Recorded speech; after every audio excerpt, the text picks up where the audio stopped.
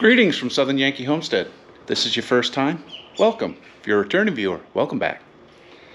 Well, we're in the middle of Project Cheap Jeep right now, and we had a catastrophic failure, so we have to pull the transmission. Unfortunately, my previous ways of doing it are not going to work. I have a big floor jack that usually works, but it's too short.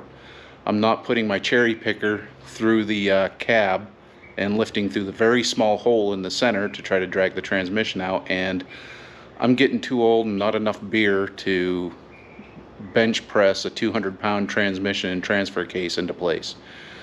So I broke down and I bought a Pittsburg transmission jack.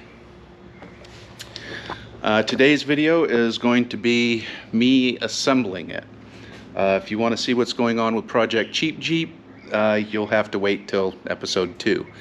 This video is probably going to be episode 1.5, but we'll see. We'll see. There we go. So this is going to be an unboxing and assembling, and we're going to see what this actually looks like.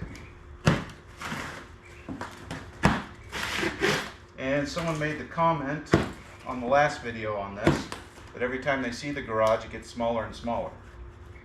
This is part of the reason why. Sometimes it's better to have the right tool, especially as you get older. You end up getting more tools to do what you enjoy doing. Sometimes it's just better to have the right tool than to get it done. Because I'm sorry, my back is not as good as it used to be. There we go. Oh, well, that was brilliant. Let's just put a random nut down inside the thing. Imagine it goes there. Alright, we've got the destructions. Fire starter. Guessing this is a hardware kit. And the jack itself.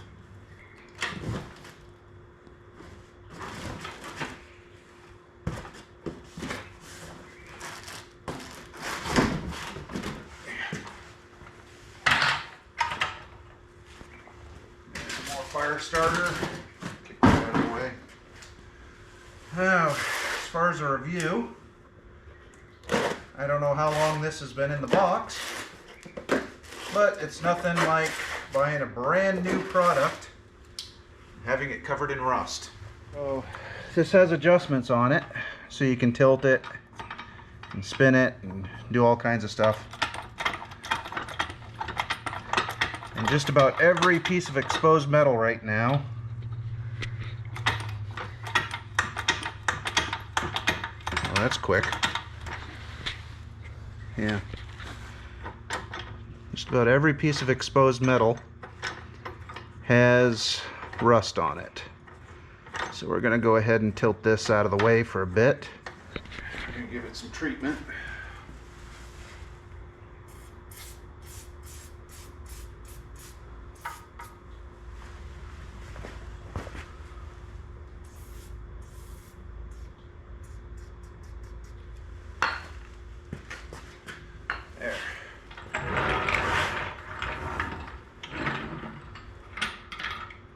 That's nice.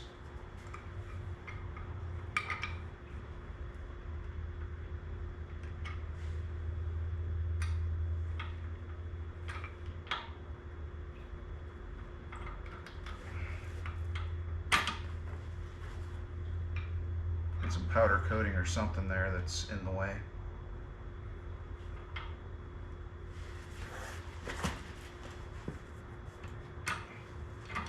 There, handle's not coming out.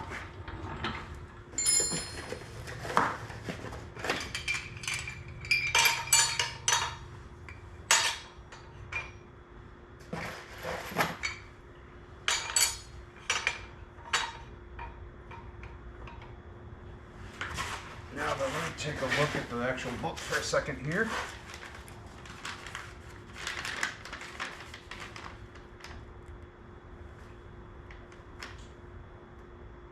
Okay. Wanted to look to see if I had to put bolts in the both, or if it's just one. It appears to be just one, so we'll go ahead and do that. Oh, hey, let's fix that real quick.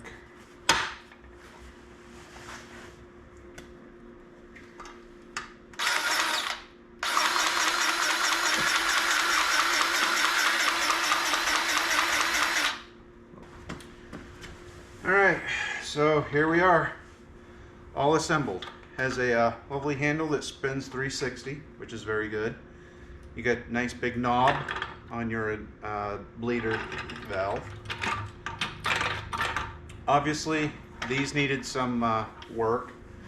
The head wobbles a little bit, but every transmission jack I've ever rented, this wobbles, in some cases even worse than this. But I'm not worried about that. This is going to make getting the transmission out much easier. As far as dislikes, I dislike the fact that they used metal that was so cheap and untreated that it rusted before I even got to it. The powder coat and finish, I mean, it's better than my dump trailer, and my dump trailer was built in the US. I like the fact that these pivot. In the past I've had them where they didn't pivot and it became a royal pain in the butt. I also like the fact that it's got grease fittings on the lower end where it's going to have the most stress point on it. So I think the only thing left to do is go ahead and use it and make sure it works good. The unfortunate part of this video is you're going to have to tune in for part 2 of the cheap Jeep and find out, 1, why we're pulling the transmission, and 2, how this thing works. Initial impressions are this should work. I know some of you are talking, or some of you are thinking, why would you buy a Pittsburg? Why would you buy from Harbor Freight? Well, for the dozen times over the next 24 decades that I might pull something out of the vehicle, this will work. Okay, so 24 decades is probably too long, but 24 years, more than likely. Regardless, as much as I'm going to be using this, potentially, I don't need a $800 or $1,000 transmission jack. This will work fine. This will work better than fine for a lot of the stuff that I'm going to be doing. So that being said, I hope you enjoyed this video. I hope it was give you an idea of what to expect if you buy one, and hope to see you again here on the homestead. Bye.